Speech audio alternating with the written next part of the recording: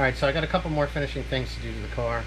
But before I show you that, I kind of wanted to stick this on here to make this a little bit more official.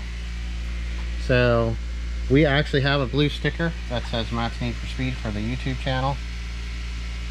And let's see how this works.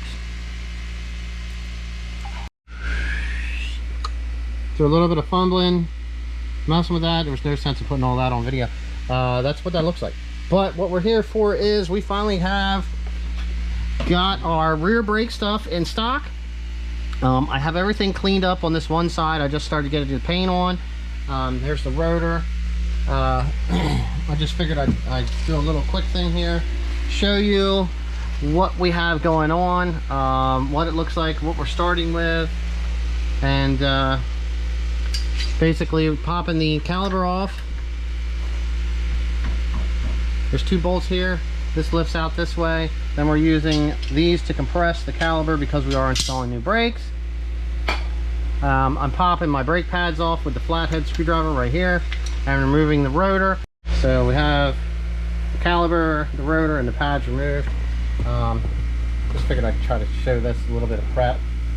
You could use this, but it still leaves some residue, and then you're going to be wiping it and spraying it and wiping it and spraying it. So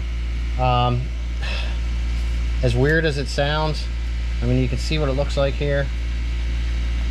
I'm just going to WD-40 this. All right, and believe it or not, it breaks down all of the gunk.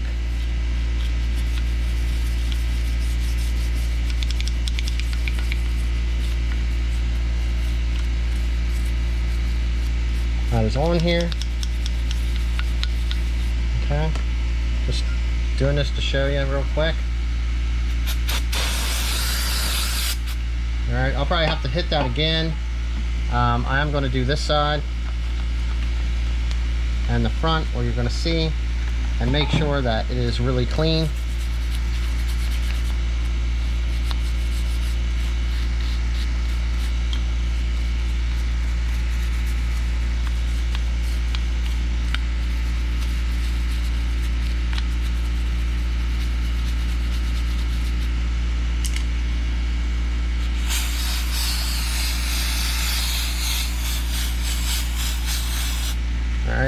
I'm going to go over this thing a little bit more and get it getting clean, and I'll show you what the finished product looks like. This seems to be the best way to do this. It's all cleaned up. We got the actual parts of the spindle thing there. I'm just going to paint them black because it's better looking than rust. And I have everything kind of covered up. So here we go. Let's cover some paint on this thing. This camera stand just does not want to work.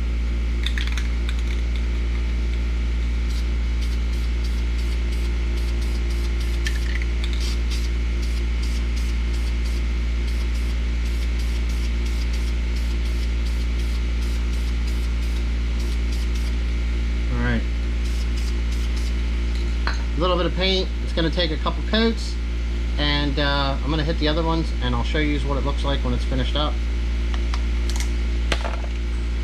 Alright, so getting ready to reinstall the brakes on this side. I gave this stuff plenty of time to dry. Just going to unscrew this caliper bolts. I just had them started to hold it in place here, but I wanted to do a side-by-side here comparison so you could take a look at what our rotors look like side to side here. And these were the brake pads that I bought. Low odor, low noise, something dust, something, but nice looking pads. Got a little bit more meat. These are about halfway done. So I mean, no, it's this easy. This slides right on. Then you have to snap this down into your brake this way. Now when you're doing these, if you take a look on the rear of these, see how this is open and then that one's like that. You need to make sure that you have the same brake shoes because they are different from left to right. pads. Shoes are drums, pads are rotors. So now that I got that straightened out, but when these go on, they will go into the caliper like this. Your bottom caliper goes in and then it slides forward, and then these brackets on these pads actually hold it into the into there, and then your rotor is pretty much simple as it can be, and it just goes right on, and you bolt everything together and you have rear brakes. So I'm gonna get this one together. I'll turn it on here. I'll show you what this looks like, and then I'll show you what you're looking through the wheel. It's probably gonna look a little bit better during the daytime. Yeah, so, and it's gonna match the front.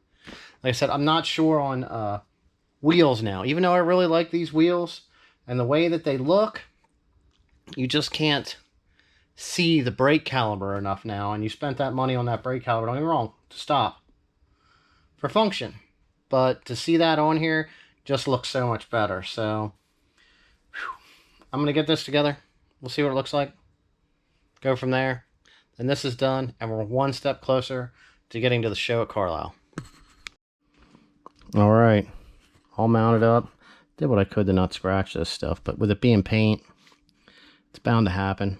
I can touch it up. I don't think you're really going to see too much of it. But let's try to take a look at this through the wheel over here on this side. So we have this finished up. Like I said, I took a little bit of paint off over here, but I mean, that's what it looks like. I was trying to get as close of a look as what I have here on the front, but there's no real big brake kit that they make for this.